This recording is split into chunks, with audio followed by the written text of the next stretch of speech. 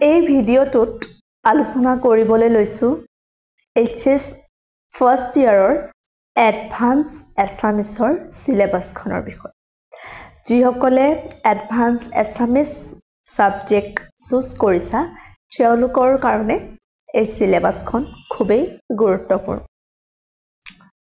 তোমালোকৰ এডভান্স এছামিছৰ গোটেই চিলেবাছখনক 7টা ইউনিটত ভাগ কৰি দিয়া হৈছে। আৰু প্ৰথম ইউনিটত পোয়েম দিয়া আছে। প্ৰথম ইউনিটটোত ইয়াতে তোমালোকে স্ক্ৰীনত দেখিবলৈ পাইছা। প্ৰথম ইউনিটটোত কবিতা দিয়া আছে 6টা, টোটেল 6টা, আৰু ইয়াতে আছে 20 নম্বৰ, টোটেল 20 নম্বৰ থাকিব। প্ৰথম কবিতাটো হৈছে প্ৰহ্লাদ চৰিত্ৰ, হেম সৰস্বতীৰ দ্বাৰা ৰচিত। দ্বিতীয় কবিতাটো হৈছে শিৱৰ কৃষি কৰ্ম, ৰাম সৰস্বতীৰ দ্বাৰা ৰচিত। প্ৰিয়তমাৰ চিঠি, হেমচন্দ্ৰ গোস্বামীৰ দ্বাৰা ৰচিত। পানেশৈ বা পানেশৈ, আনন্দ চন্দ্ৰ আগৰৱালাৰ দ্বাৰা ৰচিত। পছুৱাৰ দাগ, প্ৰসন্ন লাল চৌধুৰীৰ দ্বাৰা ৰচিত। চামুৰাই, মহেন্দ্ৰ বৰাৰ দ্বাৰা ৰচিত।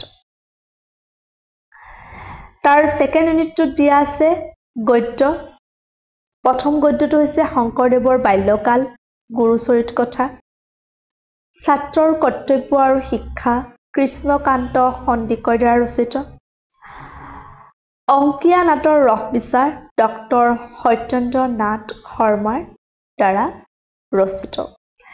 এডভান্স এছামিছত থাৰ্ড ইউনিটত এখন নাটক দিয়া আছে, ড্ৰামা, আৰু নাটকখনৰ নাম হৈছে টিকেন্দ্ৰজিৎ, অতুল চন্দ্ৰ হাজৰিকা।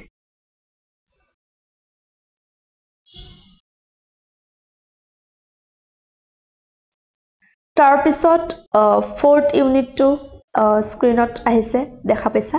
ফৰ্থ ইউনিটত দিয়া হৈছে চুটি গল্প। তাৰমানে চুটি গল্প হিচাপে পঢ়িব লাগিব। প্ৰথম গল্পটো দিছে যীশু খ্ৰীষ্টৰ ছবি, সৈয়দ আব্দুল মালিক। ভ্ৰষ্ট লগ্ন, নিৰুপমা বৰগোহাঁই। 5 নম্বৰ ইউনিটত সাহিত্য সমালোচনা দিয়া আছে, আৰু সমালোচনা কৰিব লাগিব কবিতা আৰু নাটকৰ ওপৰত। বিভিন্ন ধৰণৰ প্ৰশ্ন, শৰ্ট প্ৰশ্ন, চমুটোকা এনেকুৱা আহিব সাহিত্য সমালোচনাৰ পৰা কবিতা আৰু নাটক বিষয়টোৰ ওপৰত। সেই বিষয় দুটা খুবেই গুৰুত্বপূৰ্ণ। 6 নম্বৰ ইউনিটত তোমালোকক দিয়া হৈছে ছন্দ। ছন্দৰ সংজ্ঞা, অক্ষৰ, মাত্ৰা কি, যতি, পৰ্ব, চৰণ, স্তৱক, পদ বা পয়াৰ, ঝুমুৰি, কুসুমমালা, দুলৰি, ছবি, লেচাৰী, ছন্দ, এইবোৰ পঢ়িব লাগিব। মানে 6 নম্বৰ যিটো ইউনিট, সেই ইউনিটটো টোটেলি ছন্দৰ ওপৰত। যিমানকেইটা ছন্দ ইয়াতে মেনশ্যন কৰি দিয়া আছে, গোটেইকেইটা ছন্দৰ ওপৰতে প্ৰশ্ন আহিব। চমুটোকা হিচাপে বা 1 নম্বৰীয়া প্ৰশ্ন বা ছন্দৰ সংখ্যা দিয়া, গোটেইকেইটা ছন্দৰ বিষয়ে এটা চমুটোকা লিখা। 7 নম্বৰ ইউনিটত আছে অসমীয়া সাহিত্যৰ বুৰঞ্জী, আৰু বুৰঞ্জী কাৰ ওপৰত? অসমীয়া কবিতা আৰু নাটকৰ ওপৰত। য'ত সমালোচনা কৰিবা তাতে তোমালোকে সেই দুটা বিষয়ৰ ওপৰতে কি পঢ়িব লাগিব? বুৰঞ্জী, হিষ্ট্ৰী পঢ়িব লাগিব। এতিয়া অসমীয়া কবিতা আৰু নাটকৰ বুৰঞ্জী মানে কি পঢ়িব লাগিব? কবিতাৰ উৎপত্তি, প্ৰথম কবি, লেখক, এনেকুৱা নাটক, প্ৰথম নাট্যকাৰ, প্ৰথম অসমীয়া নাটক, এনেকুৱা নাটকৰ উৎপত্তি, এইবোৰৰ বিষয়ে পৰিচয় পঢ়িব লাগিব।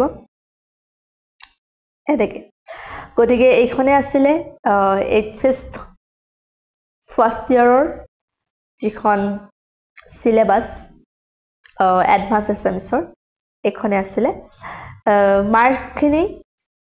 মাৰ্কছখিনি প্ৰথম ইউনিটত 20 নম্বৰ আছিলে। তেনেকে ছেকেণ্ড ইউনিটত 15 নম্বৰ, ড্ৰামাখনত 20 নম্বৰ আছে, চুটি গল্পত তোমাৰ 10 নম্বৰ আছে, সমালোচনাত 10 নম্বৰ আছে, ছন্দত 10 নম্বৰ আছে, আৰু কবিতা আৰু নাটকৰ যি বুৰঞ্জী পঢ়িব দিছে তাতে 15 নম্বৰ আছে। মানে 15 নম্বৰৰ হেৰি কৰিব, প্ৰশ্ন আহে গতিকে এইখনে আছিলে HS ফাৰ্ষ্ট ইয়াৰৰ এডভান্স এছামিছৰ সিলেবাস আগন্তুক ভিডিঅ'বোৰত প্ৰতিটো বিষয়ৰ ওপৰতে পাঠৰ ওপৰতে ভিডিঅ' বনাই নোটছ দিবলৈ চেষ্টা কৰা হ'ব ধন্যবাদ